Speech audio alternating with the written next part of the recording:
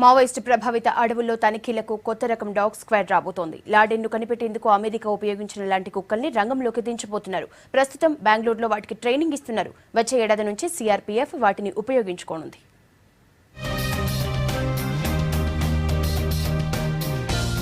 మావోయిస్టుల కూంబింగ్ కు కొత్త రకం డాగ్ స్క్వాడ్ ను రంగంలోకి దించేందుకు రెడీ అయింది కేంద్రం. మేలు రకం జాతికి చెందిన బెల్జియం మలినాయిజ్ డాగ్స్ ను ఉపయోగించాలని అధికారులు డిసైడ్ అయ్యారు. బిన్ లాడెన్ను కనిపెట్టేందుకు అమెరికన్ నేవీ సీల్స్ కు ఇవి ఎంతో ఉపయోగపడ్డాయి. దీంతో వీటి కొనుగోలుకు కేంద్రం ఆసక్తి చూపింది. దీనికి సంబంధించిన ఫైల్ కు కేంద్ర హోంశాఖ ఆమోదం తెలపడంతో ఇందుకు అవసరమైన ఏర్పాట్లను స్టార్ట్ చేసింది సిఆర్పీఎఫ్.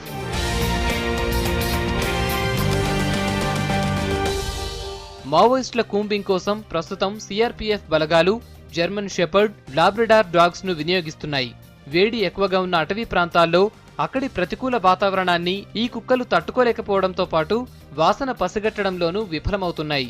ఇది గుర్తించిన సిఆర్పీఎఫ్ బలగాలు ఇక్కడి పరిస్థితులకు అనువైన శునకాల కోసం అధ్యయనం జరిపి బెల్జియం మలినాయిస్ ను ఎంపిక చేశారు.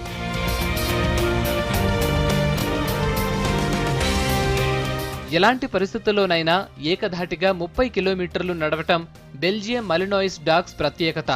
మామూలు కుక్కల కన్నా 40 రెట్లు ఎక్కువగా వాసన పసిగట్టే శక్తి ఈ శునకాల సొంతం. ప్రస్తుతం బెంగళూరులోని డాగ్ బ్రీడింగ్ అండ్ ట్రైనింగ్ స్కూల్లో వీటి సంతతిని వృద్ధి చేస్తున్నారు. ఒక్కో కుక్కకు 20 వారాల పాటు ట్రైనింగ్ ఇస్తున్నారు.